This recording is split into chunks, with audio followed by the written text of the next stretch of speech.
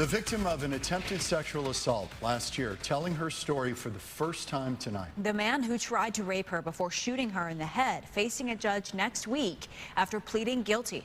And the victim tells Fox 10's Ashlie Rodriguez that she wants him to get the max sentence. Ashlie. Anne isn't just healing from the trauma of the attack. She lost an eye when 18-year-old Joel Hernandez shot her last December. Her life and the lives of her family members changed forever after that moment, and they're demanding justice. Anne was asleep in her parents' snowflake home the night of December 2nd, 2023, when she suddenly woke up to 18-year-old Joel Omari Hernandez standing above her, trying to rape her. And he kept on pointing a gun at me. And when I kept on telling him, no, this is not your home, you need to leave, he shot me right here. And it went down, went into my skull, out my eye, down my cheek, and then into my shoulder. Anne shares her story with me and her older brother, who wants to remain anonymous. They say Hernandez lived across the street and believe he had been watching Anne for some time. She says she put up a good fight, fending off the man who appeared to be high and smelled of alcohol until he lost patience and aimed for her head. Her brother was terrified she wouldn't survive. He's been there for me since day one, since this happened. He's been up at the hospital with me about every day. He came to the rehab when I was there. He's been a very big supporter of me. You're my only sister. Thanks. The bullet, having shot through Anne's skull, missed her brain by millimeters. But the attack left Anne with one eye. She is unable to drive or work. Insurance won't cover the cost of a glass eye, considered a cosmetic procedure. And every time she looks in the mirror, she no longer sees the woman she was, but the traumatized victim she's become. I think I'm less angry than my brothers. They're ready to get a posse together and go get him. For me, I just want to see justice served. The Navajo County Attorney's Office says the now 19-year-old Hernandez has pled guilty to attempted second-degree murder and burglary. They're also charging him for 3 previous crimes: unlawful use of transportation, criminal damage, and threatening or intimidating. Sentencing will be left up to the court. What do you want to happen with him? I want him to be charged to the fullest for what he has done to me. Hernandez is set to be in Navajo County Court on Thursday. As a part of his plea deal, he faces a maximum sentence of 30 years, and the family is hoping that the judge doesn't let him out on the streets anytime soon. They're also hoping that you can help with the tens of thousands of dollars in medical bills that Anne and her family are facing. We have a link for donations on this story on fox10phoenix.com. Ashlie Rodriguez, Fox 10 News. We finally got an answer after 2 weeks of speculation. Vice President Kamala Harris selected Minnesota Governor Tim Walz as her running mate. This comes one day after she was officially named the Democratic presidential nominee. Fox 10's Mark Martinez joins us now with more. Mark. And John and Christina, as we know, Arizona Senator Mark Kelly was one of the top candidates for VP, and he responded to Harris's choice of Walz today, posting on X, saying in part that Harris and Walz are, quote, going to move us forward, and that he and his wife, Gabby Giffords, will do anything they can to help them win. Vice President Kamala Harris, the Democratic presidential nominee, selecting Minnesota Governor Tim Walz as her running mate. Harris met with several candidates, but chose the 60-year-old Walz, a 2-term governor and former member of Congress. He is not well known outside the upper Midwest, but Harris introduced the governor to voters at a rally in Philadelphia today and kicked off a multi-state battleground tour. Since the day that I announced my candidacy, I set out to find a partner who can help build this brighter future. So Pennsylvania, I'm here today because I found such a leader.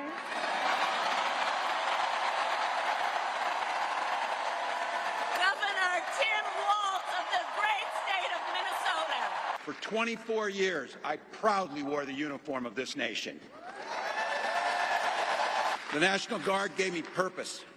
It gave me the strength of a shared commitment to something greater than ourselves. Walz has championed many progressive causes and has strong backing from unions, but his military background and former A+ rating from the NRA make him harder for Republicans to define. They always say that the VP pick doesn't really matter all that much. It's just going to show the kinds of decisions that she's going to make. Meanwhile, Trump's running mate, Senator J.D. Vance, is preparing to steal some of the spotlight from the Democratic ticket by giving remarks in the same states as Harris and Walz all week long and attacking them on inflation and border security. This is a guy who's proposed shipping more manufacturing jobs to China and has proposed defunding the police just as Kamala Harris does. Democrats are praising Vice President Harris's pick. California Governor Gavin Newsom calling it brilliant, while the Trump campaign is calling Walz a dangerous liberal extremist. And this is one thing people were pointing out today on social media is that Walz, despite the white hair and grandfatherly appearance, he's actually a few months younger than Brad Pitt at 60 years old. Meanwhile, Harris and Walz will hold a rally in Phoenix this Friday as part of their tour through 7 battleground states this week. We don't know exactly where that rally will be held just yet. Reporting in studio, Mark Martinez, Fox 10 News. To talk more now about the selection of Tim Walz as the Democratic VP candidate, I wanted to bring in Stan Barnes. He's a political consultant. You see him quite often here on our air. So Stan, what was your reaction right away when you heard that Tim Walz was selected and Josh Shapiro was not? Yeah, my reaction was, Tim who? And I think that's the reaction most Americans are going to have. He's really an unknown political figure nationally. And then when I figured out that he was the governor of Minnesota and some of his record and the like, and where he sits in the political paradigm of issues and things, I was surprised by the choice because I feel like it doesn't bring to the Democratic ticket that which Kamala Harris lacks. And I thought she would try to essentially fill in the gaps in her policy resume. For instance, with the governor of Pennsylvania in that swing state, or with our own Mark Kelly, who at least would bring the border issue and gravitas to that topic to the Harris campaign. But nonetheless, she's the nominee, and she must have decided this is the right person. Yeah, and obviously, too, there is a sense of, I mean, you have to have some kind of chemistry. I mean, you have to like the person, right, that you're running with.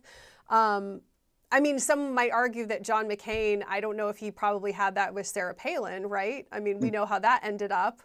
But you have to like the person, too, right, that you're going to be campaigning with.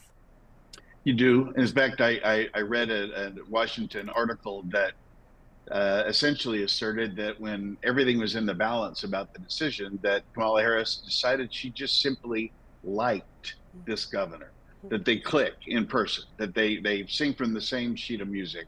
And so that in the end became what tipped the balance in his direction. We've heard some things that he has said already, and he specifically has talked about IVF and that his 2 children are here because of IVF, and that is going to be an issue that will be on our ballot. I mean, reproductive rights, that will be an issue on our ballot here in the fall. Do you think that that might resonate with people here in our state, especially when he and Harris are in town on Friday? I think that they will certainly lead and close with that topic because it is the Democratic strong point when it comes to the list of and the litany of issues. Let's face it, Joe Biden and Kamala Harris are in the White House now, and most people think the economy is in bad shape, and most people think the southern border is a wide open mess. And so the Harris-Walz ticket doesn't have a lot to talk about when it comes to the economy that people believe or the southern border, but they do have the abortion question and that pro-choice position, which polls as a majority position. The problem, I think, in terms of just a detached strategic point of view, is I think that the pro-life, pro-choice voter is already baked in, meaning that that voter has already decided long ago that the Democratic Party is the pro-choice party, the Republican Party is more the pro-life party, or at least let the states sort it out party. And so I don't think it brings the kind of balance tipping that they want in Arizona. What they have to do in Arizona is talk about the border. And they can't talk about the border without sounding like they don't have an answer for the Democratic responsibility of the last few years.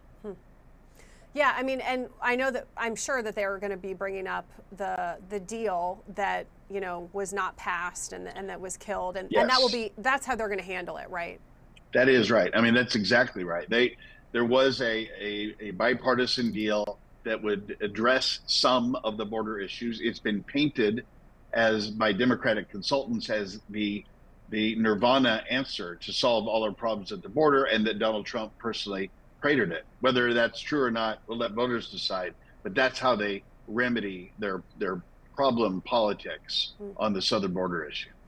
So we have 90 days or so, I mean, until, you know, November, and a lot, as we know, can change in just a couple of days, a couple of weeks. What are you kind of expecting to see from both campaigns moving forward, as, you know, these 90 days start to go by very quickly? Yeah, I don't think we're going to hear a lot from Governor Walz or J.D. Vance. They will go back to vice presidential normalcy, which is you had your moment, you got to be the nominee, you get to ride on the ticket, but we don't really want to hear from you. We want to hear from the nominees, Kamala Harris and Donald Trump. So I think that is one thing that's going to happen. The other is the Trump campaign is certainly going to try to tell the American people what they think of Kamala Harris's record. And depending on where you sit in the political spectrum, there is a lot of negative things to talk about. I mean, after all, she is, without any judgment on my part, a San Francisco liberal. That's a fact, politically speaking. And the Trump campaign will want to make sure everyone knows that, because as we know in Arizona, San Francisco liberals don't do well politically in Arizona. So that's what I believe they're going to do nationally.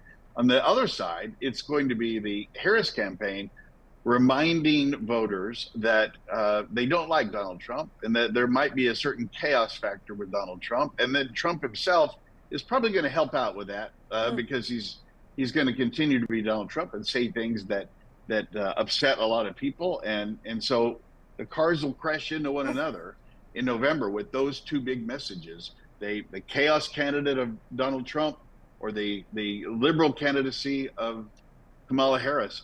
In Arizona, I think the advantage is to Trump because we don't like California liberals, but Trump lost to Joe Biden, of course, 4 years ago, and so who knows what's going to happen. Yeah, I know. I think as we talk about, it certainly is going to be close, especially in our state. And some had even said that even if Mark Kelly was maybe on the ticket, that Arizona might not go left, even if Mark Kelly was on the ticket. Now, it certainly could help elsewhere. But yeah, I mean, it's going to come down to the battleground states, right? Yes, it is. As a matter of fact, in the end, that's probably one big reason Governor Walz was chosen. Minnesota shouldn't be in play for Democrats, but it is. And the Midwest, that industrial Midwest, may be where the jump ball is on all of this. And J.D. Vance is Ohio, and Walz is Minnesota, and that might be part of the calculus here of trying to neutralize that Midwestern vote. But the swing states are still going to be the swing states, and the arguments will remain. If we knew the answer to this political equation, what is worse, Donald Trump's unorthodox style and how that plays in the middle of the political spectrum, or the state of the economy and the state of the southern border and how that plays in the political spectrum? If we knew the answer there, you could name who's going to be the next president, because I think that's where the equation is going to be written. Yeah. All right. Well, I know we're going to be talking to you often in the next couple of days. Stan Barnes, thanks so much for your insight. We always appreciate it. You bet, Ellen. Thank you.